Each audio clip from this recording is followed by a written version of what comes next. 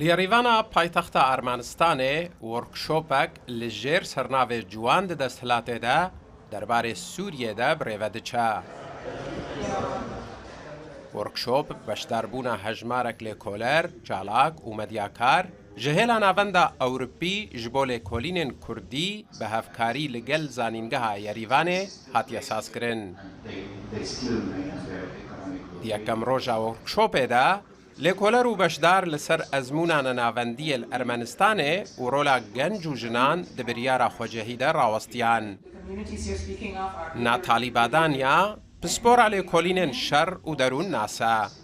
Ew beşdarî vê workshopê bûye û ji rûdawê re dibêje ku federalîzm dikare ji bo Sûriyê çareserî be.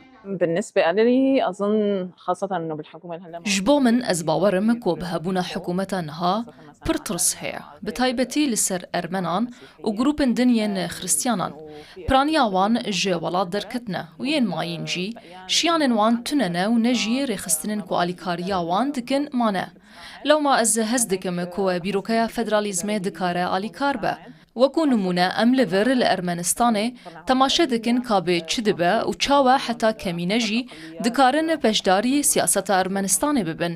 بالسياسة الأرمنية.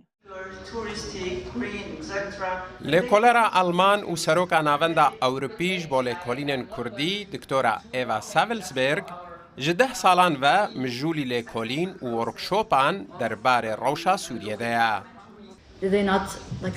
Ew li gel genc û çalakên Sûrî qesda her welatekî dike ku ezbûna wî alîkariya çareseriyê li Sûriyê bike.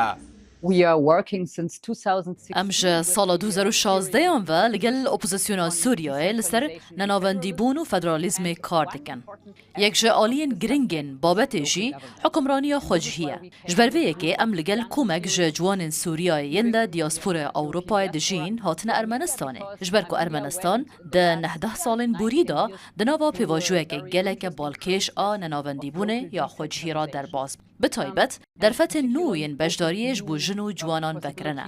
افتشتاکو ام دخوازن جه فیر ببنه. جبرکو ام دوی باوری دانه کو اف یک دکارش بو سوریا و جبو پاشاروژه که دموکراتیک تر آ سوریا جی گلک بالکش به. علي إبراهيم سروك كوملا علويا سوري لأوروبايا أو دبيجا سيستما نافندي دي مافين بكاتين سوريا بباريزا. فعليا بالواقع الموجود حاليا بسوريا براستي دروشا كنها لسوريا إذا هيا وبالشواية كي جشتي بجاردية هري باش بو علويا وبكاتين دن أوكو هفباشي دي دسالات إذا هبا و اف هفباشي دي دستور دا مسوگری کری با کو ری بده راده که جن نافندی بونه کو دهله حمو پکاته بکاربن چند خواب پاریزن ما فهم خواب پاریزن و خواب پاریزن وتحافظ على نفسها. ورکشاپ ده چاروجان بردوام با و تیده مجارن وکی پرنگیا چاندی و پرجماریا اتنیکی ده بینگوتو بیش کرن. بشدار هروها ده سردانا چند باجار و نافچهان بکن کو پیکاتین جدا لیدجین. حسین عمر، رودا و